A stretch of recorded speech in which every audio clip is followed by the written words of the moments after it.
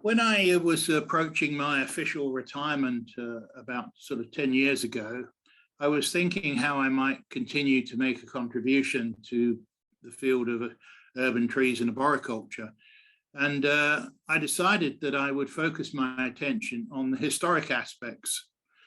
And I published my first book back in 2015, Trees in Towns and Cities, A History of British Urban Arboriculture. This is the whole history of trees in the urban realm, from earliest times to the present. And it was sort of based on my lecture notes. This seemed to go down very well, and it encouraged me to go on and do another book. This time, I focused on street trees. There hadn't been a history of Britain's street trees written, and I'd always been fascinated by street trees, particularly when I was a tree officer. This was always the most interesting and challenging part of the job. So in 2015, I published Street Trees in Britain, A History, and that went really well. Next slide. So now we come to the subject of tonight's talk. This is the book I've always wanted to write. It's The Tree Experts, A History of Professional Arboriculture in Britain. This is the story of my own industry and profession from earliest times to the present. And it's been a real labor of love and something that I've always wanted to, write and publish. Perhaps I should sort of make clear what we mean by the tree experts. Obviously, caring for amenity trees has always required specialist skills, even since earliest times. This is largely because of the challenges of successfully integrating large trees into an urban environment, particularly the risks involved in working with them, often at height and often in close proximity to people, roads and buildings. It's what you might say a quantum leap from pruning roses and mowing lawns in terms of the different equipment required, the risks involved, etc.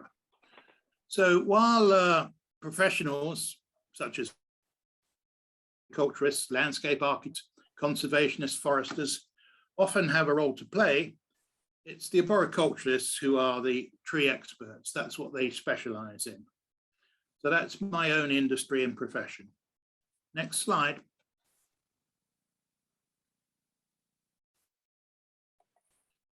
Just a little word about the project itself. It was a huge 4-year project from start to publication. The book covers a period of 2,000 years, Romans to the present day. I've tried to draw on primary sources as much as possible, contemporary literature and images. There are often problems with secondary sources, what people write now about things, not always correct. So I like to go back to the primary sources. While the book is my own, some 70 individuals contributed to the research and production of this book. A huge thank you to those people. And of those 70, 23 took part in telephone interviews ranging from 30 minutes to over 2 hours. And this was particularly important in terms of researching the 20th century. The book itself is a big hardback, quite a hefty volume, 560 pages.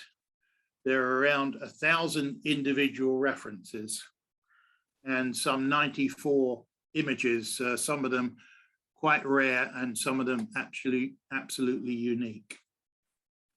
Next slide. Just a few words before we get started on landscape research and trees. Obviously many previous studies on landscape history have had significant references to trees. However, much of that has concerned how trees featured in the design of various landscapes. There's often little reference to the practicalities of how those trees were actually planted, established, maintained and managed. And that's where I think my book comes in. Possibly the reason for that is, not only the interest primarily in design, but also many of the people who have written those books haven't had their own practical experience in arboriculture. I can safely say that I've had, to a greater or less extent, some 50 years experience of practical arboriculture. Next slide.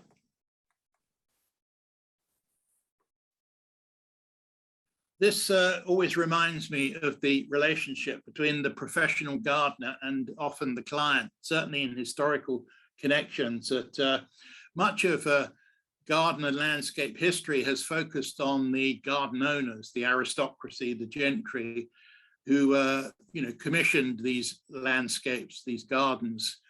But what about the actual professional gardener? So this quite famous painting of John Rose, then the royal gardener, presenting Charles II with a pineapple, kind of sums this up for me. My book is not just about the garden owners, it's primarily about the people who created those gardens, the professional landscapers, the professional tree experts. Next. Just lastly, a few words on the basic structure of the chapters. Each chapter puts all this in context by looking at the major social, economic and political developments, because of course these have a massive impact on how gardens are developed, often on the way in which they're developed. I outline the main sources of the relevant research material. We look at tree-related garden features of each particular era, and you'll see from this presentation later how these changed and the extent to which, arboriculture features in that. The evolving scope and definitions of arboriculture, what we understand to be arboriculture now, was not the same as it was understood at various junctures in the past. So, we look at that, the evolving scope and definition of arboriculture. We look at the skills and techniques that were used in different eras and what were accepted standards of practice. Sometimes when we look back, we think, that wasn't good practice by today's standards, but it was accepted as such at the time. We look at tree propagation and tree nurseries. This is very much a part of it. I'm not going to say much on that tonight, but there's a huge amount of it actually in the book. Particularly looking at the status of professional gardeners and tree experts. These are the people who, undertook the work, but how were they regarded by society and in relation to other professionals engaged in similar work? Looking at arboriculture in the private and public sectors, something that emerges over the last 200 years.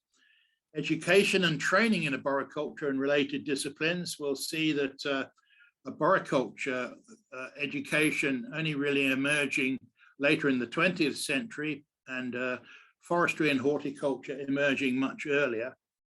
And then something on the professional organizations that are of relevance to arboriculture.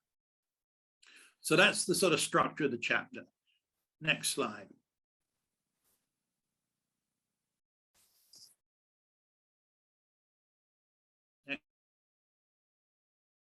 To begin at the beginning, what did the Romans do for us?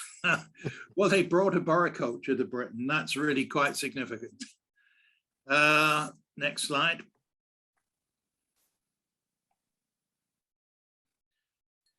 We're very fortunate in the fact that the Romans were prolific. Many of them were not only scientists and people who dedicated a lot of their lives to study. A lot of them wrote down their accounts of natural history and of gardening and of landscape.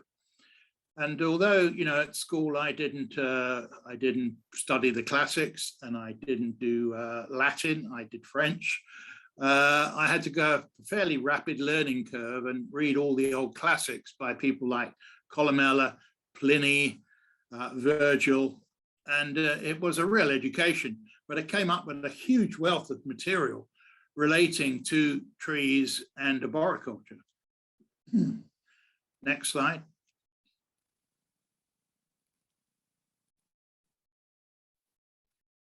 It's true to say that many of the tree-related skills that were practiced by the Romans had their origin, certainly in terms of large trees, in forestry.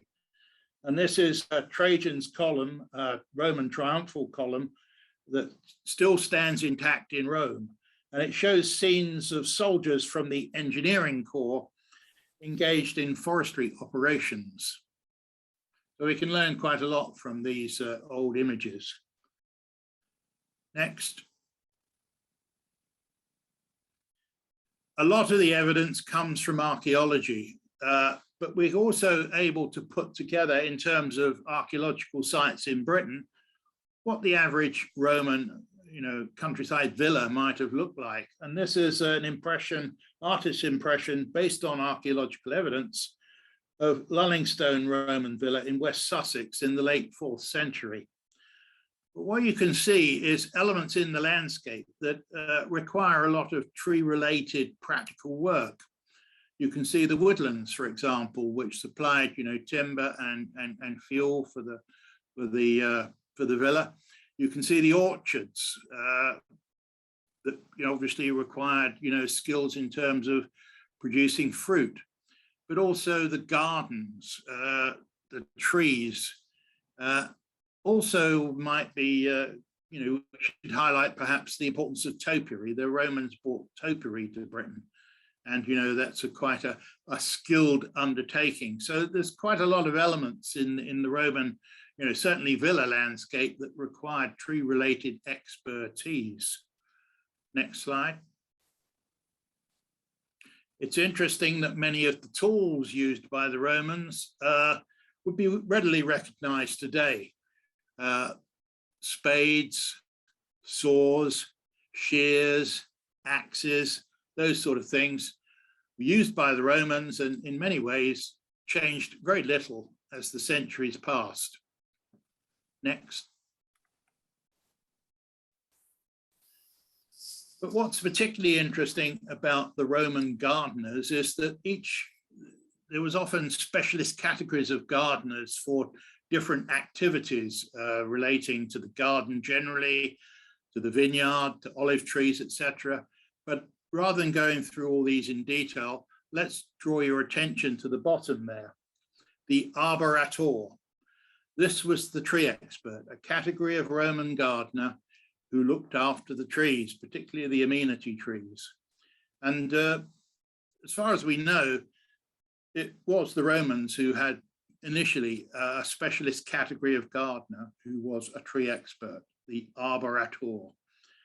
And if you look through the Roman literature, there are many references there to the work of the arborator. But interestingly, I only found one reference to an arborator actually working up in a tree, as many of us, throughout our careers have done.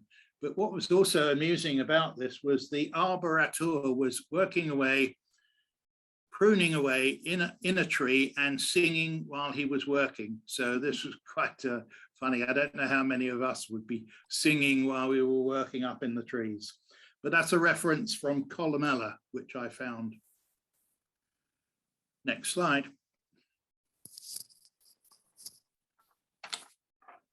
Right, keeping the flame alight in the Dark Ages. When the Romans left Britain, obviously a lot of the activity that they were responsible for introducing and maintaining fell by the wayside. And often this time is rather disparagingly called the Dark Ages. That's not strictly true, but other things did happen. But generally speaking, a lot of that horticultural knowledge, passed out of common use and was under threat really. And certainly in terms of gardens and landscapes, the emphasis was more on the commercial rather than the amenity. Next.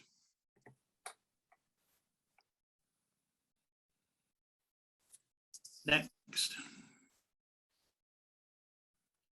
In terms of keeping the flame alight, this was very much the responsibility of the monasteries, the previous slide there, and also this slide in the elite royal palaces, which were largely made up of enclosed gardens.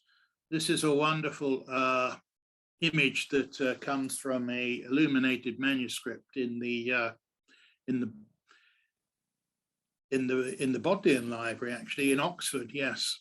And it shows the king and queen in their enclosed garden, and behind that, a gardener using a billhook to prune or possibly even cut down a small tree.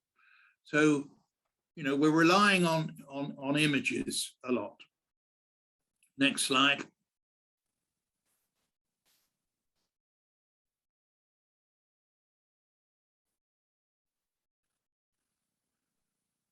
There was very little actually written in terms of gardening, or as far as we know, or what might have survived in this particular era. But I draw your attention to the earliest known original work on gardening in English, a manuscript.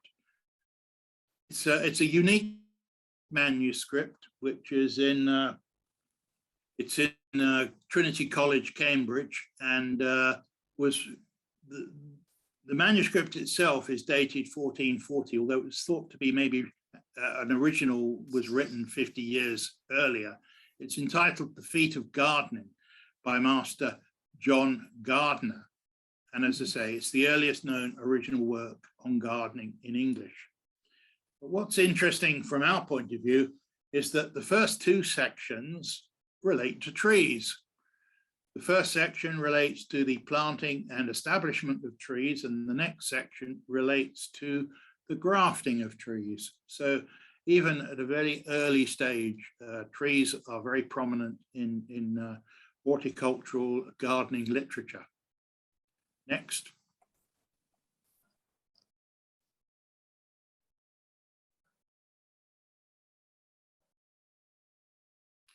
That brings us to images relating to trees from the medieval era. This is a wonderful, two wonderful images from the Julius calendar that's actually from the British Library. And this shows us the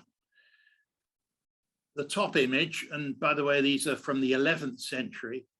The top image is February and relates to the pruning of trees, and the bottom image relates to June and concerns tree felling. These are wonderful images that I managed to dig up from the British Library, 11th century English manuscript.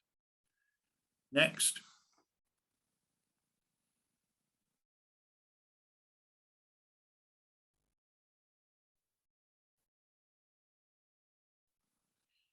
In many of the images that date from medieval times, there seems to be what we could call poor practice, certainly in terms of today. This is an example from an early manuscript, and it's showing tree planting.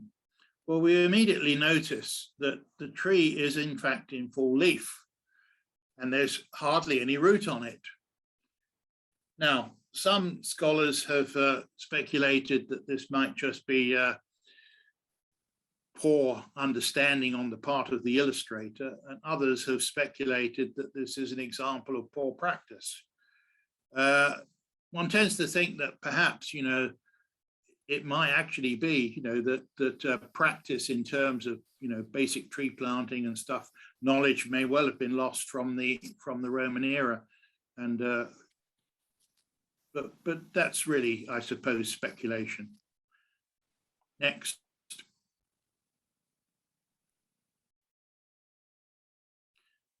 So moving out of the Middle Ages and into what I call the green shoots in Tudor and early Stuart times. Next.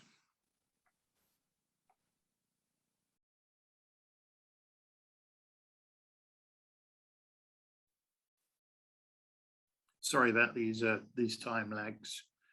I'm afraid it couldn't be avoided.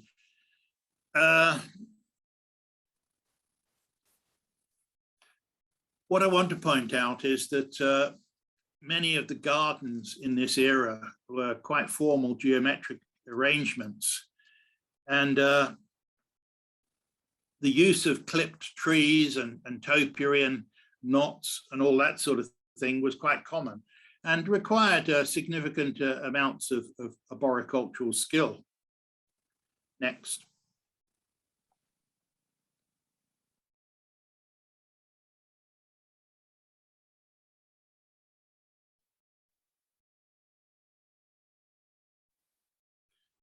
This is one of the earliest works on gardening and tree cultivation by William Lawson.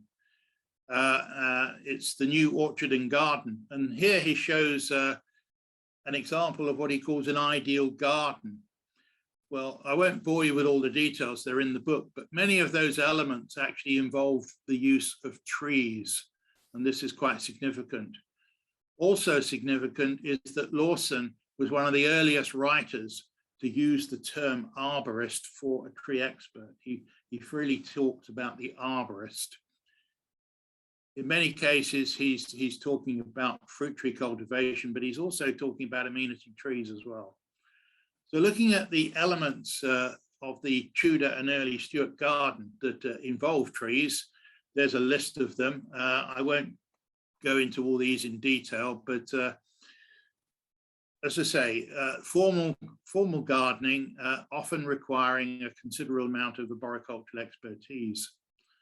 Which brings us neatly to this next slide, which is the craft of grafting and planting of trees. This is the first work published and printed in the English language of purely gardening interest. And I point out, this is not a manuscript like the previous work. This is actually printed and published in the English language. And again, it's particularly important for focusing on trees, which then brings us neatly to this work, which is in many ways particularly significant as a pioneering book on practical arboriculture. This is the book of the art and manner of how to plant and graft all sorts of trees by Leonard Maskel. This was first published in 1569. And this is an absolutely wonderful book. It has been dismissed by some people as an act of plagiarism because much of the material was taken from a French work, and there are also references to Dutch practice and such like, but this is actually my own copy here. If you actually read it, you will realize that much of it is actually written, and certainly in the words of Leonard Maskel himself.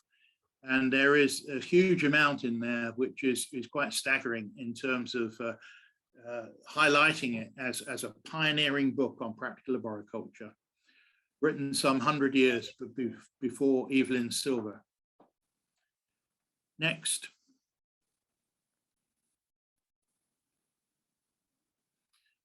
Also, in terms of works on forestry, and don't forget that, many aspects of forestry practice are readily, adopted for arboriculture, for amenity trees, particularly in terms of large trees. This was an important work on forestry, an old thrift newly revived by Church in 1612. Again, this is a very rare item, and fortunate to have my hands on a copy because it's not available on the internet. If you read it, it's got some wonderful stuff in it on woodland management, but also stuff that relates to amenity trees.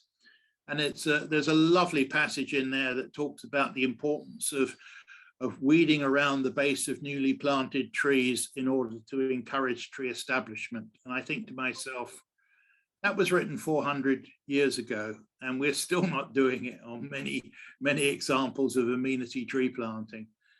But again, this was written 50 years before Silver. Next.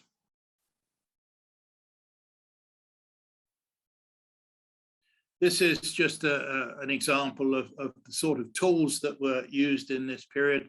This is a lovely plate from Leonard Maskel's book of 1569, 16th century arboricultural tools mainly used for pruning and grafting. Next.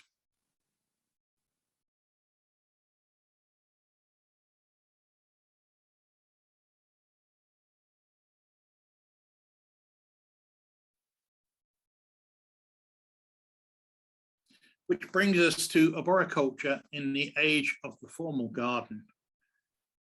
Next.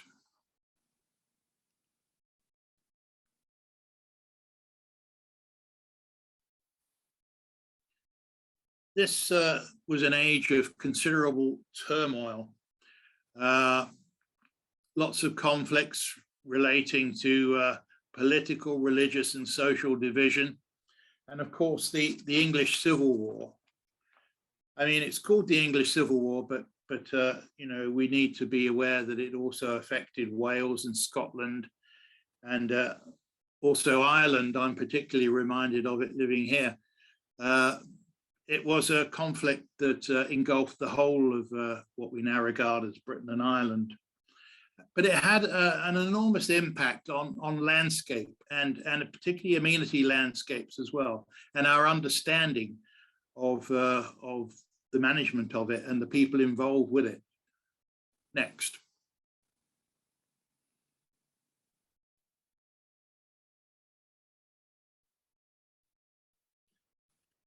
So I came up with some very interesting examples of authors who wrote quite extensively on this subject, who sadly have been rather airbrushed out of history. The first I would highlight is Walter Bliss. In 1649, Walter Bliss published the English Improver. And then a few years later, the rather less than imaginatively entitled improved version called the English Improver Improved. But regardless of that, this is a very interesting book. It includes much on forestry, calls for extensive forestry planting, both for profit and amenity. However, he was actually a captain in the New Model Army. So when the Restoration came along, he sort of found himself on the other side of history. And this work was pretty well airbrushed out of history. You can see from the top the words Vive la République, and the book itself was actually dedicated to Oliver Cromwell. So poor old Walter Bliss, although he wrote a wonderful book, it was quickly forgotten after the Restoration. Here's another gentleman who suffered the similar fate, and this is an even better book. This is Ralph Austin's A Treatise of Fruit Trees. This was a major contribution to practical arboriculture, a wonderful book that is still being dismissed by some experts. For example, Miles Hadfield, somebody who I really respected in many regards, just sort of dismissed it by saying it is much concerned with moral matters and is of little practical use. Well, all I can say is Miles didn't actually read the book, because it's full of really good stuff on practical arboriculture. Sadly, he was related to Henry Ireton, the parliamentary leader, and his allegiances were very much on the parliamentary side. And again, you know, he was written out of history, although he's much better known now. Fortunately, you know, the number of you know, researchers and writers like myself now who are realizing what a remarkable guy Ralph Austin was, and this book in particular. He was concerned with highlighting errors and also introducing quite a lot of innovative practice. There's a wonderful reference in the second edition to tree feeding, the first reference to direct tree feeding that I've come across. That brings us to the Restoration itself, which began with the reign of Charles II.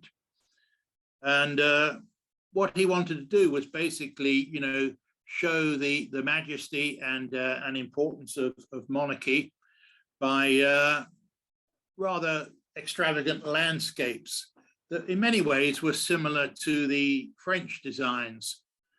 And he engaged André Mollet to lay out St. James's Park in quite an extravagant way, but not in an excessively expensive way, because they didn't quite have the money to spend on this that the French did. Next.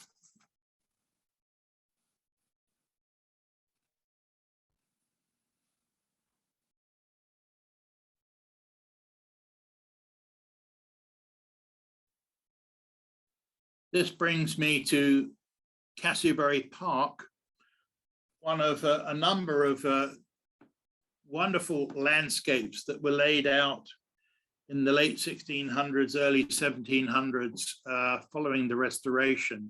And this is one of the most pioneering. It's a kind of forest garden. It was created by Moses Cook, who I will talk about in a moment, who was a professional tree expert and landscaper, and he created it as head gardener for the Earl of Essex. This sadly no longer exists. It's in the area which we now call Watford, but a remarkable landscape. So these were kind of Baroque and formal garden styles, and involved many elements that had trees, but also required a considerable amount of arboricultural expertise, the avenues, tree-lined walks, etc. Next.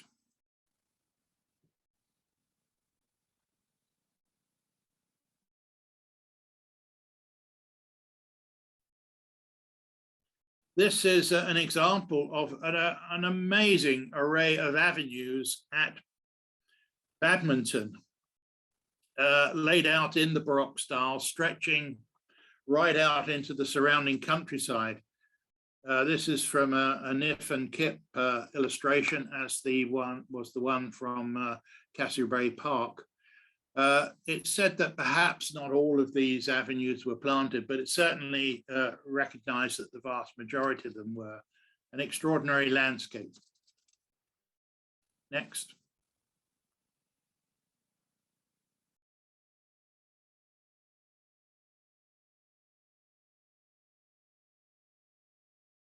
This is what we mean by a wilderness. You might think, you're thinking of a wild area, but wilderness was actually quite the opposite. It was a formal area that was often used for quiet contemplation and, seclusion, etc. This is the wilderness at Badminton in 1707, and it shows the enormous amount of arboricultural work that would have been required in establishing and maintaining such a complex feature. Next.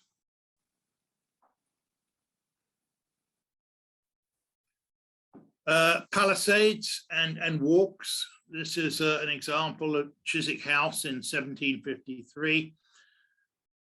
Here we see the palisades, the tall sort of walls of greenery that are so familiar to those of you who have gone to Versailles and some of the great French gardens. Again, a considerable amount of pruning work, arboricultural work required to maintain these wonderful features. Next. This brings me to what I regard as the two great tree experts of the 17th century, John Evelyn and Moses Cook. Now, I'm sure many of you will have heard of John Evelyn, but many of you may not have heard of Moses Cook. I'm a great admirer of Evelyn, and particularly, obviously, in terms of arboriculture and forestry, his book Silver, A Discourse of Forest Trees. But I think we need to look at this fairly closely now in the light of, some new information and some old information rediscovered. It's actually a collaborative work from beginning to end.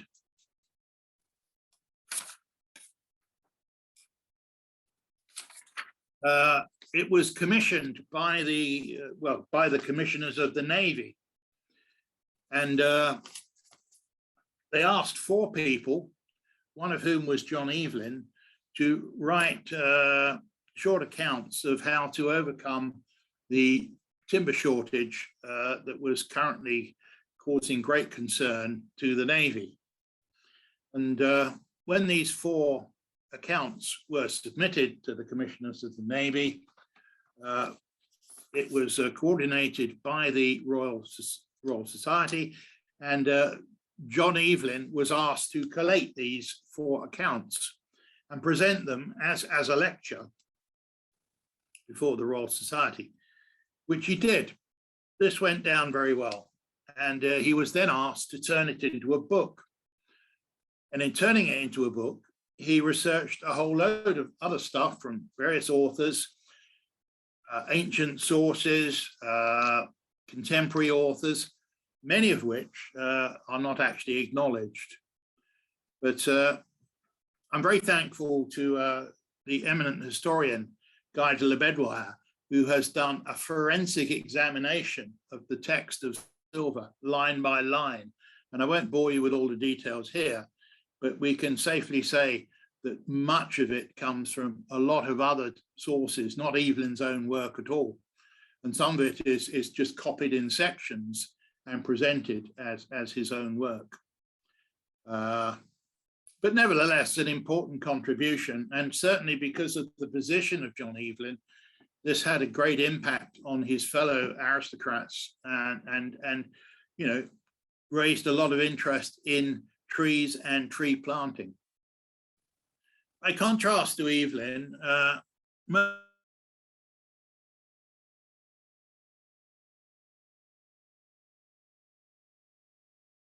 not a lot would be known about him, apart from the fact that his wonderful creation for the Earl of Essex at Casselberry and the publication of this book, The Manner of Raising, Ordering and Improving Forest Trees. This is just a remarkable work. I'm so lucky to actually have an original first edition of this because it's a real rarity. You can get the second edition on the internet, but the original edition, written in 1676, he talks to me, and that's all I can say. As a practical arboriculturist myself, I can see here a man who really knows what it's all about. And it's pretty well all his own work. Where it isn't, he does give proper acknowledgement to other sources. And here's an interesting thing, because a lot of people sort of think that, in fact, one recent author suggested that he plagiarized Evelyn's silver. And it's often thought that he came after Evelyn. And the fact that only the second edition is available on the internet sort of adds weight to that. And very few people are aware of the first edition. But there's a very interesting passage in the text of his book, which states, and he's referring to John Evelyn, he states, when he's talking about how to raise the ash from seed, he says, "I will give you the same advice that I gave that honorable gentleman before he wrote the Discourse of Forest Trees." A remarkable statement, because what it tells you is that Moses Cook was giving Evelyn advice on tree propagation, planting, etc., before he ever wrote silver. And just rather tell you, that this man needs to be taken a lot more seriously than he has ever been. To my mind, he is one of Britain's great tree experts of all time. Next. What's also remarkable about Moses Cook is that when he left the service of the Earl of Essex, he started the Brompton Tree Nurseries with a gentleman called George London. And this was the premier landscape business in the last part of the 1600s and the early part of the 1700s. And it was started by four of them, but the main early people were Moses Cook and George London. Retired, his place was taken by Henry Wise, and it then became really a joint enterprise between London and Wise. And they were responsible for landscaping, not only landscaping, but providing all the plants and the trees for a huge number of properties, the length and breadth of the country. And this is, an example of their work at Chatsworth, where they not only laid it out, but they supplied all the material. There was no one else to touch them at that time. Next. English arboriculture in the English landscape garden. Obviously, the style of landscaping changed, became a lot more naturalistic. Next.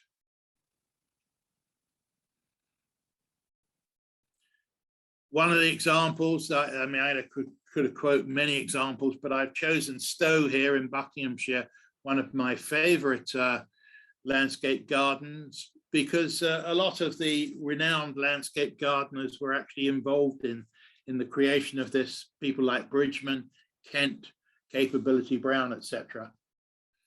And at this time, we start to see the emergence of a nursery industry, but also a landscape industry as well. Much of it, you know, focused on trees. Next.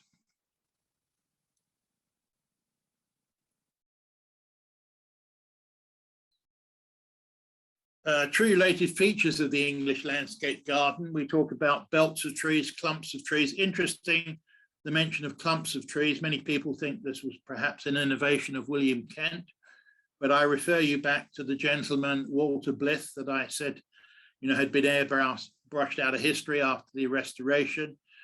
He actually mentions clumps of trees to be planted in the landscape for commercial and amenity purposes. So very early reference there. The wilderness, grove and shrubbery. The pleasure ground, this is where a lot of the primarily arboricultural work took place. This was a more sort of structured and ornamental gardens and tree planting near the house quite often, and a lot more variety of species through, you know, many of the new introductions. We get coppice in the English landscape garden, but not pollards and shreds, remembering that, you know, things were supposed to be sort of fairly natural, and pollards were definitely not regarded as natural. And there were some avenues, although not the formal straight avenues that we think of in terms of the formal Baroque garden. Next.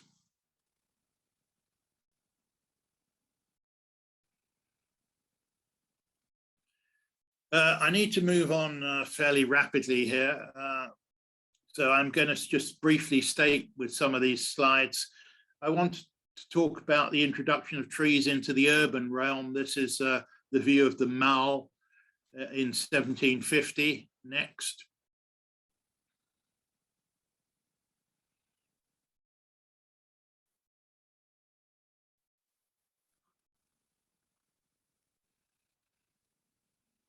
The pleasure gardens, these were the forerunners of public parks. This is Ranelagh Gardens in London, 1751.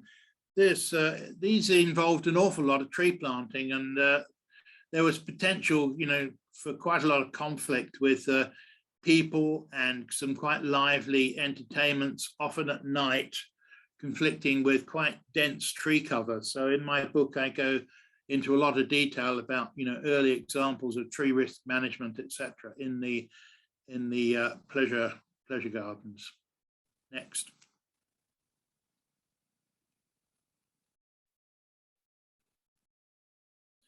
Just to mention Humphrey Repton, there were a lot of landscape gardeners that I've mentioned, people like Capability Brown and the ilk, but Humphrey Repton was maybe the first landscape consultant, certainly the first to call himself a landscape gardener as such, and the consummate professional. He kind of designed the landscapes, but he wasn't involved directly in the contracting side. This is his trade card. Next.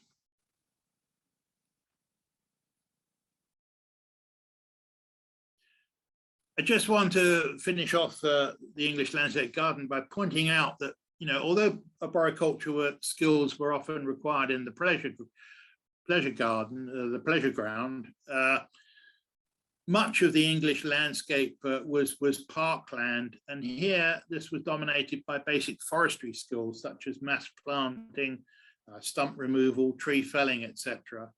The emphasis was on forestry skills rather than arboricultural skills in much of the landscape park. Next.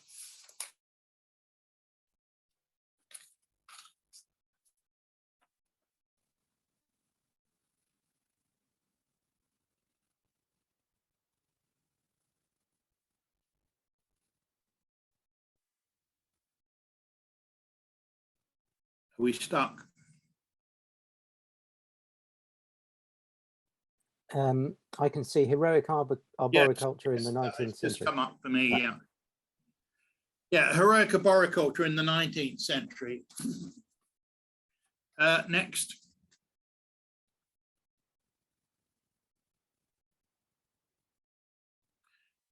The outstanding figure, the outstanding tree expert of the 19th century has to be John Claudius Lawson, a remarkable Scotsman who did so much. It's absolutely breathtaking. He was a complete alcoholic, workaholic. Of course, he may have been alcoholic as well, but he was certainly a workaholic.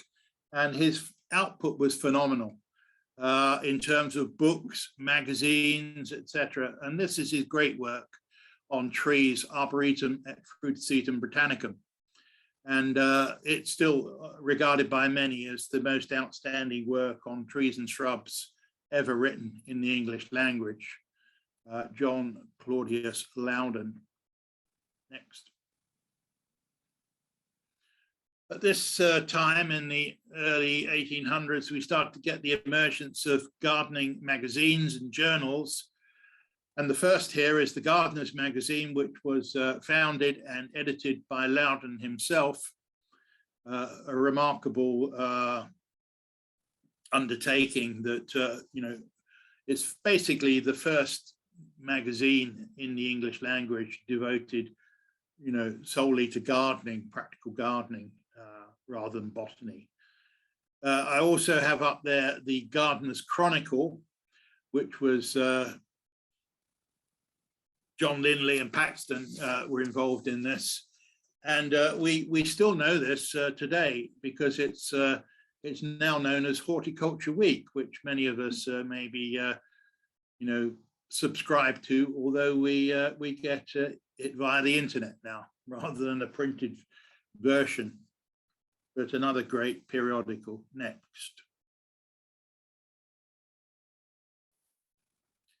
The 19th century saw a revival of the formal garden and back to some of those arboricultural skills that were so prominent in the Baroque garden, topiary and tight pruning, etc.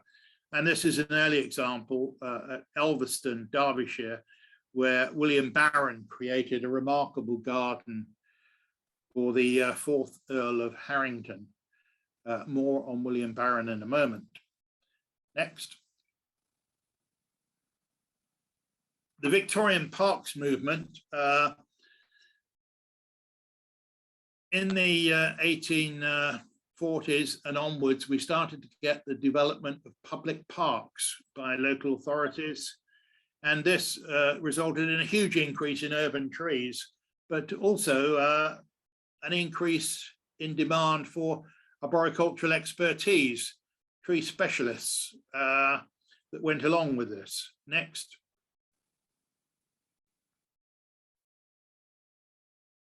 Added to that was the Victorian street tree movement, which even further, you know, developed new expertise because of the major challenges in tree selection, planting and maintenance, management of trees alongside roads. So again, you know, a huge demand in tree experts now by local authorities and contractors as well. This is the example of the tree planting along the Thames embankment, one of the pioneering examples of street tree planting that, you know, copied around the country, gave a great impetus to the Victorian street tree movement. Next.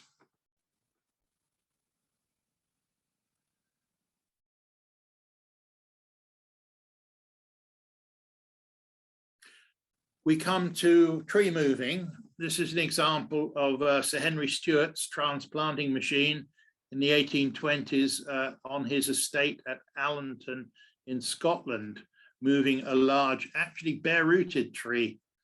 And those remarkable gentlemen hanging up in the tree there are what were known as balance men. This was in order to stop the tree tipping over as it was being transplanted, moved along from site to site.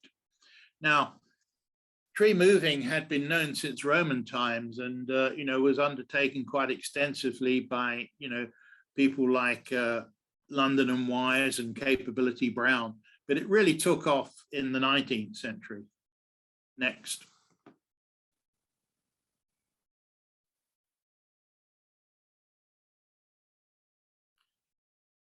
We go back to William Barron that I mentioned a moment ago, and he was the, you know, we talk about Loudon as the greatest tree expert of the 19th century, but I think, you know, William Barron was certainly the greatest tree expert of the Victorian era, bearing in mind, you know, Loudon passed away only a few years into the Victorian era, but he was also a leading authority on tree moving. And here his specialist team are using one of his patented tree planting machines at the Royal Botanical Society's garden in Regent's Park, moving a tree. This commission generated a lot of interest in tree moving, got a lot of publicity. And this particular image is from the Illustrated London News. We're starting now to get newspapers, you know, showing examples of tree experts in arboricultural work. Next. This takes me now wonderfully to an extraordinary photograph of William Barron himself, taken in 1880. This is William Barron, the man with the top hat and the umbrella, surrounded by his family and his workforce, moving the Buckland Yew, which was located next to a church near Dover. Now, the problem had arisen that this tree was in decline because it was right next to the church. And some years before, somebody had built a vault into the side of the church that affected the roots of the tree, and it was starting to decline. Barron was approached to see what could be done about this, and he recommended that the tree should be moved only 50 or so meters away from the side of the church to give it a new lease of life. But this actually caused quite a lot of controversy because this was a 1,000-year-old tree. It had been mentioned in the Doomsday Book, and people were quite disturbed at the idea of this being moved. And the editors of the Garden Chronicle were quite critical. They sort of led this.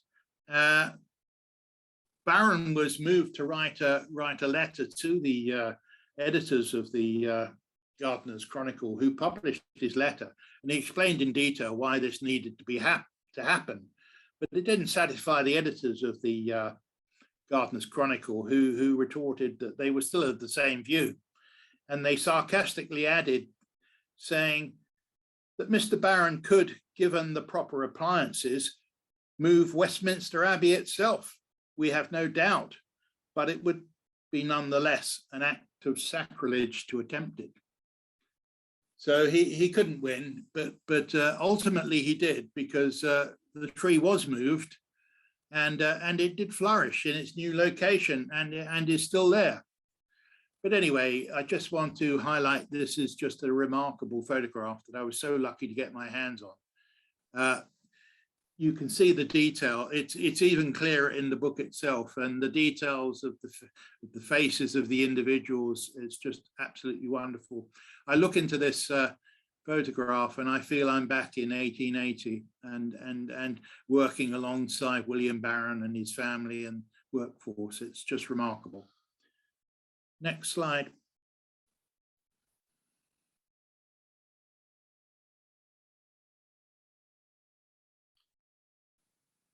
In the age of the English landscape garden, and particularly the picturesque movement, altering trees with artificial props and bracing and all that sort of thing was considered unnatural and not done. But in my exhibition of and text from the mid-19th century, increasingly a lot more use of these corrective sort of tree surgery, preventative and remedial tree care. you'll notice in this image of the Calthorpe oak in Yorkshire, this was image was done in 1872. This was then the largest oak in England, and it was being propped up to sort of maintain some of the larger limbs. And if you're very, eagle-eyed, you can see a couple of young boys climbing up one of those props. I think it's quite amusing. But yes, we start to see more sort of preventative and remedial tree care being undertaken. Next.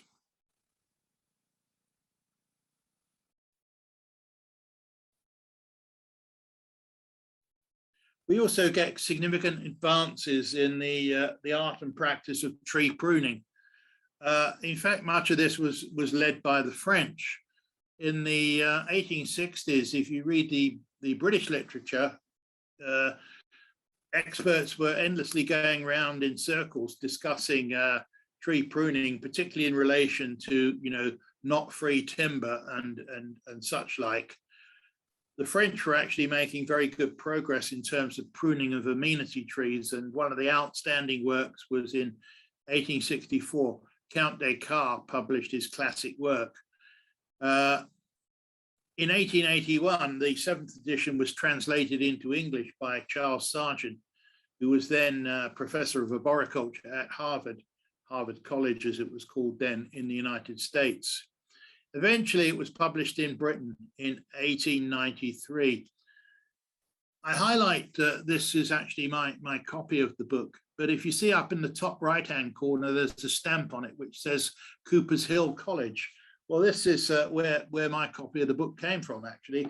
But what's remarkable is that Cooper's Hill College was actually the first educational establishment in Britain to run formal courses in forestry. Although they were directed towards the Indian Forest Service, they later, developed into the forestry department at Oxford University. This is where my copy of his English translation of his book came from. Next.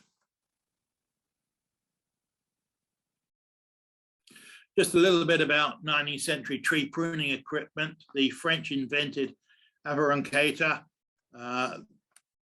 the long, heavy-duty shears, and the British invented long-reach pruners, which were similar to the French Arboriculture, but operated on a rod rather than a cord. It was interesting that a lot of, again, some of this equipment coming from France, being the innovators there. Secateurs, obviously French, were invented around 1820, but surprisingly not really catching on in Britain throughout much of the 19th century, until it was known that the great Irish gardener William Robinson, who made his name in the British gardening circles, favoured secateurs, and then they started to catch on a lot more. Next. This is a wonderful illustration of the steam-powered tree feller. Imagine a what is effectively a chainsaw being steam-powered, and this is from the front page of the popular Grafting magazine, being demonstrated at Tulse Hill, London in 1878. And the gentleman there in the top hat is the famous politician William Gladstone. Safe to say these didn't really catch on, but it was an interesting innovation. Next.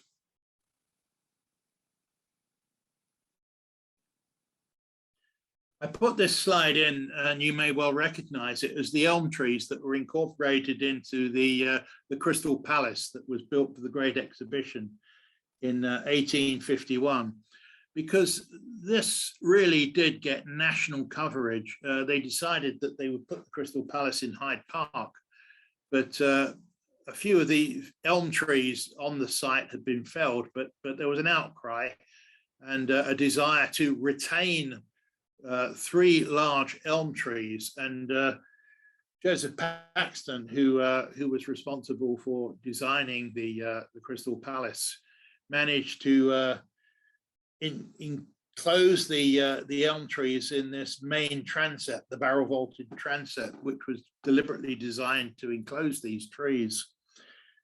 And this generated a huge amount of interest by being reported each stage of this project in the popular press, particularly the Illustrated London News, and generating a lot of interest among the 800,000 or so people who visited the Great Exhibition.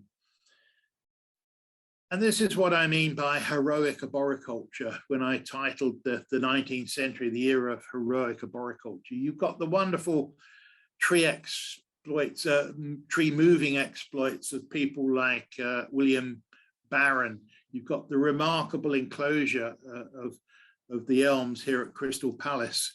And these are often viewed as remarkable feats on a similar scale to the engineering feats of people like Brunel, Isambard Kingdom Brunel. So I talk about heroic arboriculture in the 19th century. Next.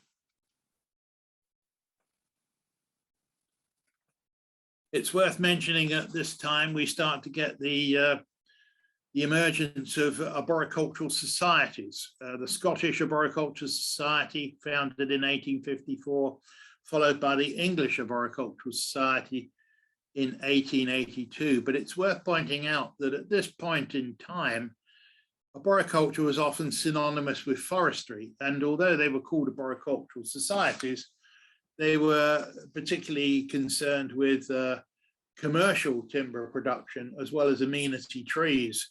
And they later changed their names to become forestry societies, dropping the name arboriculture because that's what they were primarily concerned with. Although they were still concerned with the amenity trees, the main focus was on commercial tree production. Next. The rise of the tree experts, first half of the 20th century. Next.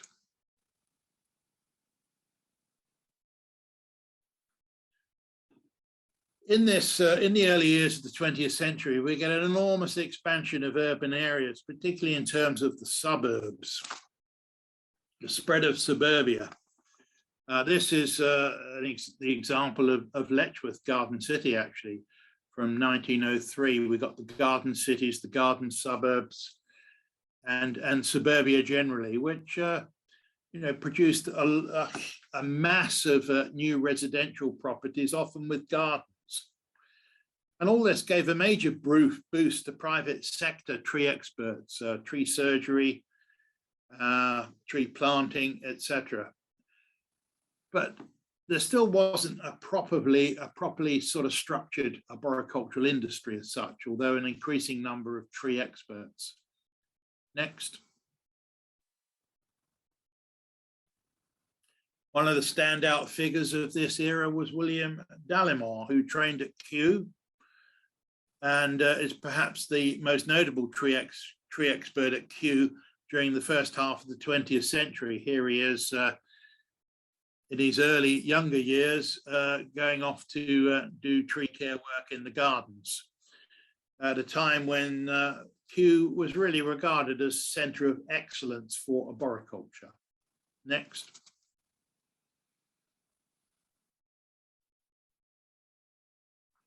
He wrote the book, The Pruning of Trees and Shrubs, a major work on tree care. But also I mentioned the Care and Repair of Ornamental Trees by A.D.C. Lesueur, otherwise known as Denis Lesueur. And I regard Denis Lesueur as really the standout tree expert of the early part, the first half of the 20th century. He wasn't trained at any of the botanic gardens or such like. He was actually, he did a diploma at the Royal Agricultural College. He taught at the Royal Agricultural College. He was a arboricultural consultant to the City of London Corporation, but wrote this remarkable book, which really is a pioneering work in terms of practical arboriculture. He wrote that in 1934. Denis Lesueur. Next.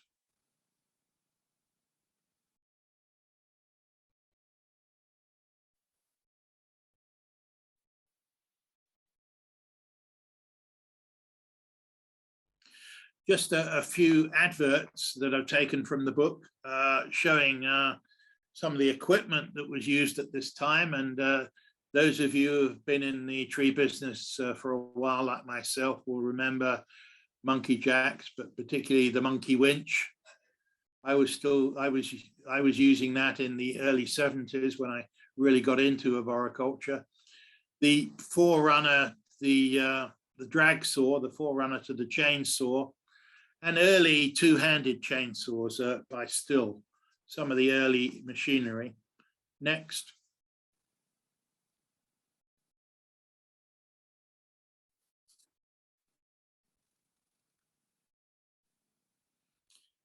Climbing equipment. Now, there's no doubt that ropes were used as a way of access into trees from as early as Roman times. It makes sense. They had ropes, they needed to get into trees, but there's very little that was actually recorded that tells us about how this was done. And certainly in terms of actual safety harnesses, here in Britain and Ireland, we often think of perhaps the Americans being the pioneers of this, but the real pioneers were actually the French. This is a French tree pruner photographed in 1895 with his approved safety belt and climbing rope. And you know, the French were in that respect there before any of us. Next.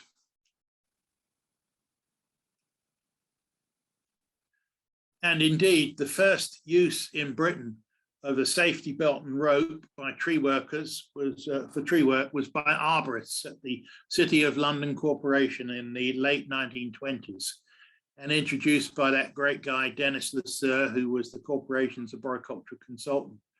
He was a guy who was actually born in Jersey and spoke fluent French, and obviously with his name Lasser, he was his French origins, although he regarded himself as British.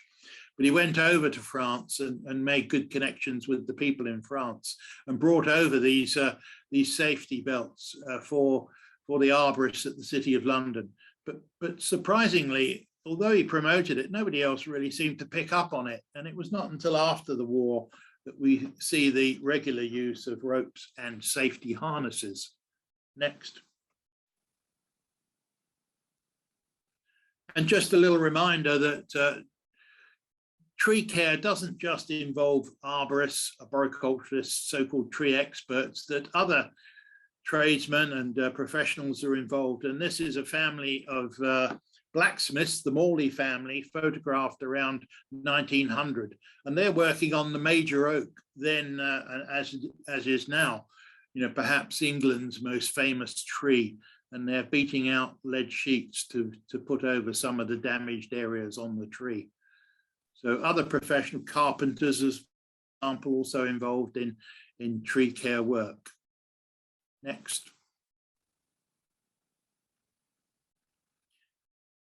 With this dramatic increase in the number of urban trees from Victorian and Edwardian times, as these trees grew up, they presented challenges in terms of maintenance and management.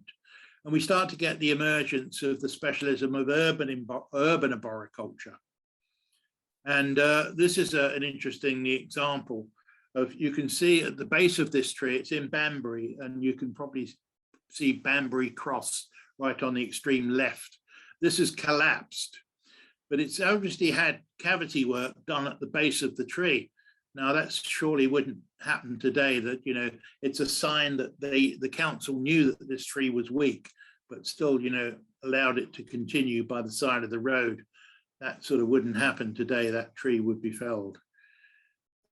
What's also interesting about this time as well, in the 1920s, we actually start to get the appointment of specialist tree officer posts. Now, myself and other people who researched the history of arboriculture were under the impression that maybe these posts didn't emerge until the 1950s, but I've actually found evidence of specialist tree officer posts dating from the 1920s. So, that occurred much earlier than we originally thought. Next. And here are a few examples of early tree care companies and tree experts.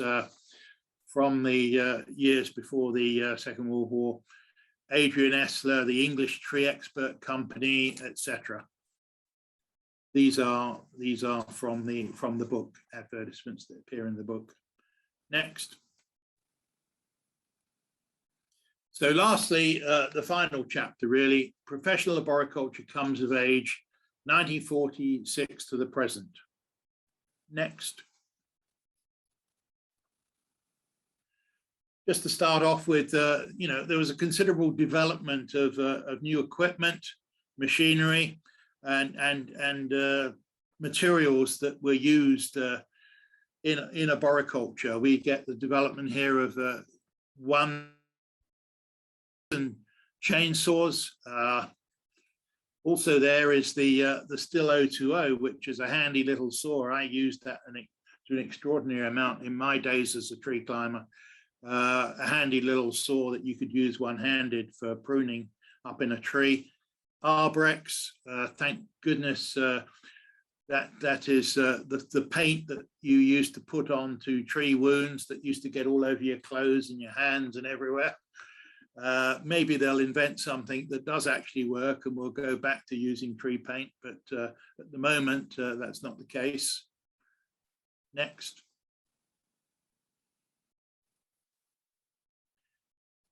Yes, as I say, it was only really from the late 1960s that the use of the safety harness became much more common by arborists. And here's an example from this photo, 1967, showing a climbing arborist using one of the early safety harnesses and actually using a pole saw, which is a handy bit of equipment for light pruning and dead wooding that you can use. But yes, it was only around about that time that we get the increasing use of safety harnesses and ropes. Next.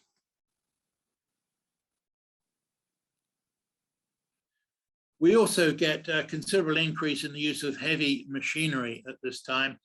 Quite a lot of it inspired or imported from the United States. This is the Gibbs woodchuck, wood chipper.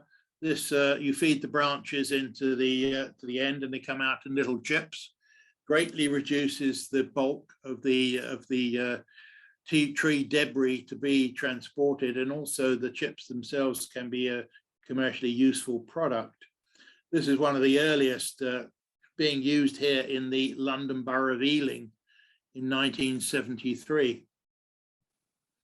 Also used were stump grinders, specialist tree moving equipment, aerial platforms, etc. A lot more heavy machinery being used. Also, of course, you know, a great increase in the carbon footprint of arboriculture as a result, something that we now need to look at quite carefully. Next. And of course, many of the post-war tree surgery companies. Here are some of the early ones. Again, these are advertisements taken from my book of some of the earliest tree surgery, post-war tree surgery companies. Next. As well as an explosion of tree experts in the private sector, we also get the same in the public sector. In 1953, Ted Story was appointed as arboricultural officer by the then London County Council. I was fortunate to know Ted. He was a real gentleman and a really nice guy, and really the first post-war tree officer appointed. And following that, we got local authorities up and down the country appointing specialist tree officers. And by 1999, 69% of local authorities in Britain had at least one specialist tree officer who had a tree-specific job title. This would be arboricultural officer, trees and woodland officer, tree protection officer, those sort of titles. But here's the interesting point. 62% of these tree officers describe themselves as coming from an arboricultural background. This is really as a result of the establishment of arboricultural education. Next slide. And of course, you know, we got, as a result, the professional organizations being set up. Some of the earliest, the Association of British Tree Surgeons and Arborists, formed in the early 70s, the Arboricultural Association formed around that time, and they merged actually in 1974. They were formed earlier than that, but they are actually merged in 1974. They were formed in the early 60s and became known as what we now call just the Arboricultural Association, which is the major professional organization representing British arboriculture. Internationally, we have the International Society of Arboriculture. This is really the world body for arboriculture. It has chapters throughout the world in different countries. And, you know, the Arboricultural Association is a partner organization within the umbrella of the International Society of Arboriculture. We also have the Institute of Chartered Foresters. Now, this is interesting because this was primarily a forestry organization, but it suddenly woke up to the fact that when it got its royal charter, became the Institute of Chartered Foresters, that this actually, this charter embraced amenity trees. And so it started to, you know, eventually get around to the idea that, you know, think about arboriculture. And a huge step forward was made in 2008, where they were granted a variation to their charter. So instead of just designating people as chartered foresters, they could also designate people as chartered arboriculturists. This was a major breakthrough, really, because, you know, this put arboriculturists on a par with landscape architects, engineers, and other people of similar chartered status. But there is, I think, a significant conundrum to be resolved, because we have the Arboricultural Association, which is the major professional organization for arboriculture, but we also have the Institute of Chartered Forester that, you know, holds, you know, the ability to appoint chartered foresters, chartered arboriculturists. So we do need to get these organizations working closely together. And, you know, that's something I would just leave there. I could talk about that at some length. Just to add that I understand recently they tried to, the Institute of Chartered Foresters tried to suggest or get a change to its charter that actually made arboriculture as a part of forestry. Well, obviously it certainly isn't a part of forestry. It's a standalone discipline. And I think my talk will, and my book will show that, you know, over hundreds of years, this is, you know, we finally got arboriculture as a standalone profession. It's not a part of forestry or a branch of horticulture. Next. This is a wonderful advertisement that shows, you know, the attempts in the early days, 1970s, of people.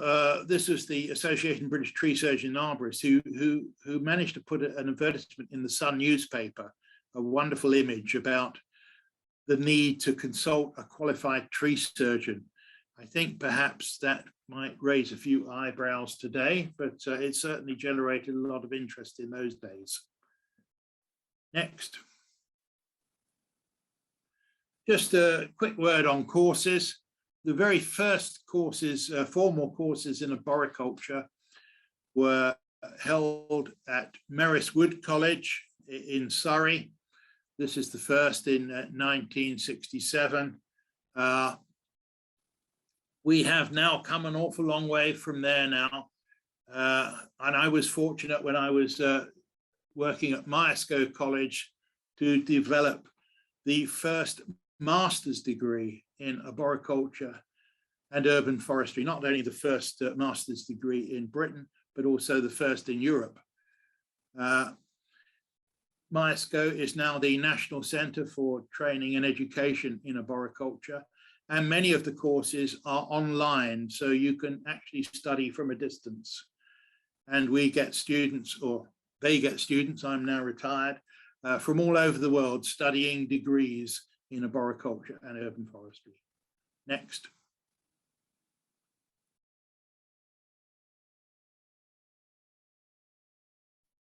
A word on women in arboriculture. This is actually one of the themes of the book, because throughout history, women were definitely not considered appropriate for the arboricultural workforce, and not even in gardening either.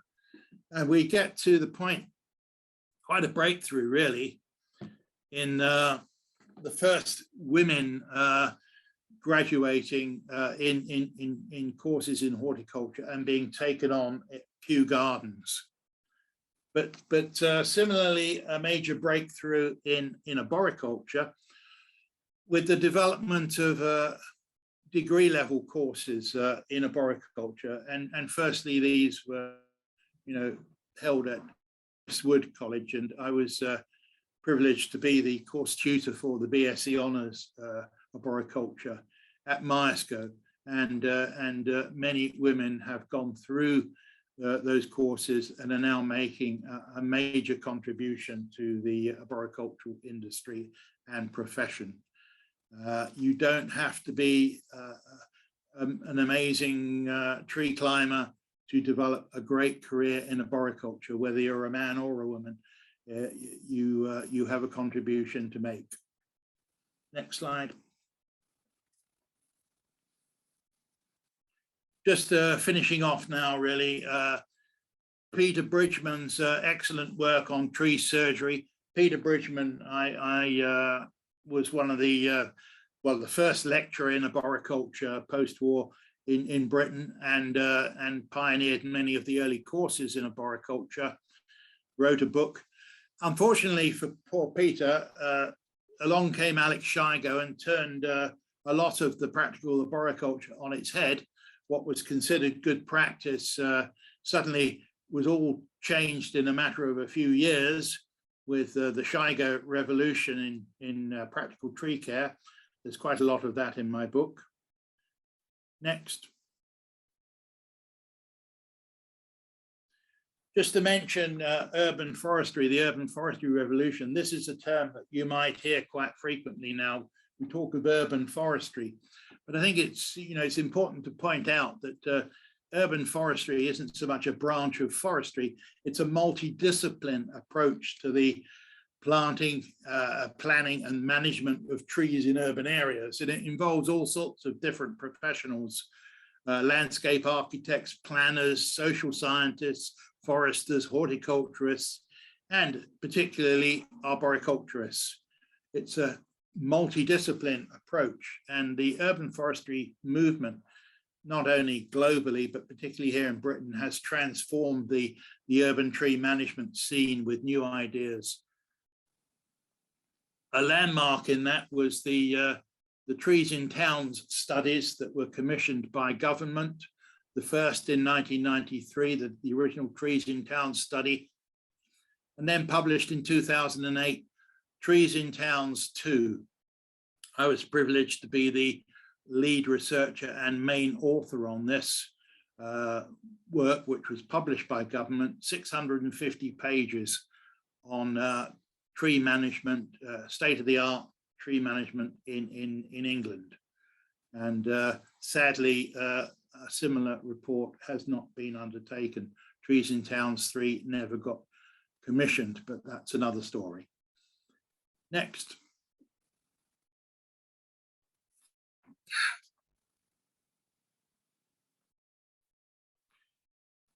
Just want to point out that public sector arboriculture has been under enormous pressure since the early 1980s. We've had privatization, we've had rate capping, we've had the austerity agenda over much of the past 10 years. And now with shortages of money, etc., we're also suffering a skills shortage. From a high point in public sector arboriculture back in the 70s, we seem to have gone into a bit of a tailspin, and public sector arboriculture is under real pressure. Unfortunately, we don't know the precise extent of that. Maybe if the Trees in Towns 3 study had actually been undertaken, we'd have a better idea. But the anecdotal evidence suggests that tree officer posts are being lost up and down the country, and have been so for the last 10 years. And this is quite concerning. Next. But I want to end on an optimistic note, because now more than ever, in these challenging environmental times, with climate change and all these problems, we need tree experts like never before. If you're concerned about the environment, if you love trees, then please take a course in arboriculture, train to become a tree expert. What a wonderful way to make a contribution. It's a fascinating field to be in. It's been great to me over 50 years, and I strongly recommend it, because now more than ever, we need more tree experts. Next. So there you are, folks. That's the book. The Tree Experts, A History of Professional Arboriculture in Britain. It's available from many different internet outlets, the usual ones, but I strongly urge you, if you're going to buy a copy, buy it from the Arboricultural Association online bookshop, because not only is it available at a very generous discount, this helps my Arboricultural Association to do an even better job and make sure that we have more and more tree experts in the future. That's it. Next slide. Thank you for your attention. There's my email address, and please feel free. I'll answer any questions I can now, but please feel free to email me at any time, and I'm there to help. Thank you very much. Well, thank you, Mark. That was astonishing, brilliant. And I apologize for any technical glitches, which were probably all down to me. I'm sorry for the glitch, the lag between the slides, which I hope didn't detract too much for people. Listen, but... Paul, bearing in mind the problems we had, and I couldn't actually do the PowerPoint from my end for technical reasons. We overcame it, I think. Great. Okay. Well, thank you very much. And I'm sure everybody got as much out of that as I did. Brilliant as ever. And I'm sure there are a few questions. And if anybody would like to put their hand up or put a question in the chat, please do so. And I can either get you to ask directly or put your question to Mark myself. While we're waiting for one or two of those, one thing I should say, Mark, is that I grew up in Dover, and I know the Buckland's View very well, and it is alive and thriving. So it was fantastic to see that image. That is an astonishing image, isn't it? Yeah. I mean, imagine that blown up, big, because I've got it high resolution. I was so lucky to get it. But also, I'm fortunate in having a next door neighbor who's very skilled in restoration of old images. And we did a lot of work on that to get it looking as it is. Yeah, yeah. Well, it was great, fantastic, and very recognizable to this day, actually, the background and everything. So it's rather overgrown and ivy clad, sadly. It could do with a bit of TLC. But there you have it. As you were saying, I suspect you should have given a trigger warning before you showed that picture of Margaret Thatcher. But that was interesting. In there as a shock tactic. Yes. I have to point out, Paul, I was a senior tree officer at the London Borough of Wandsworth when it went from a free spending Labour council to a Conservative council, and the council tried to do everything in Wandsworth before Margaret Thatcher did it nationally. And my tree gang was the first to get privatised. And I resigned over the matter because they weren't even given a chance. There was 30 odd guys who had worked on tree gang, some of them for 20, 30 years, and they were told to mow the grass or move on. And that's how I ended up at Kew. Well, there you have it. That very interesting tale of our times. It'll So be in my autobiography. your next book, perhaps. That will be my next book, yeah. Yeah. So are there any questions? There is one which I think you probably covered, but Janet Kaiser asked, do the societies you mentioned, i.e. the Arboricultural Society and the Chartered Foresters, do they offer courses and qualifications, or are the Maskel and Merest Wood sort of separated from those? Yes. You have to go to the colleges and universities for the courses themselves. But if you contact the Arboricultural Association or the Institute of Chartered Foresters, they will point you in the direction of courses in arboriculture. And there are courses at all different levels, ranging from, short craft level courses right up to master's degree. Maskel is the only college that offers a master's degree in arboriculture, but that can be studied online, and they have students from all over the world doing that. Great, thank you. Well, I think that was great. I think you must have answered everybody's questions, Mark, because it sounds like there's nothing else to ask you at the moment. Well, listen, you got my email. So. Okay, there is one just come in from Safa, tree expert. That means an expert in silviculture and pest or insect afflictions. Is that all included within arboriculture? And I must say, no, silviculture is commercial forestry, really. Right. Okay, I've always been a bit unclear what silviculture is. That's not really arboriculture. No, that's silviculture. There's a difference. Yeah. So dealing with pests and diseases, is that something that's very much a part of arboriculture. Yeah. We're talking about obviously those that affect amenity trees primarily, but it's a major element of it, to identify pests and diseases and other problems with trees and to know how to treat them. Yeah. You are a real tree doctor. Great. Well, I think then I should try and wrap this up. Thank you very much, Mark. That was brilliant. And I think people are saying the same in the chat. I would like to remind everybody that the Urban Tree Festival carries on for another 7 days. So there's plenty more to enjoy. Do look at our website at urbantreefestival.org to find other things you may be interested in. Please do join. And Mark's talk will be posted on our YouTube channel at some point in the future. I can't tell you exactly when that will be, but if you can find our YouTube channel under the Urban Tree Festival. It's linked to from our website, and you can find talks that have been done in previous years there. We'll be putting all the talks from this year up there in due course too. So thank you all very much for joining, and thank you once again, Mark, for a brilliant and informative talk. Well, thank you very much, Paul, and to all those who were here tonight. Thank you very much. Great, thank you, and goodbye, everybody.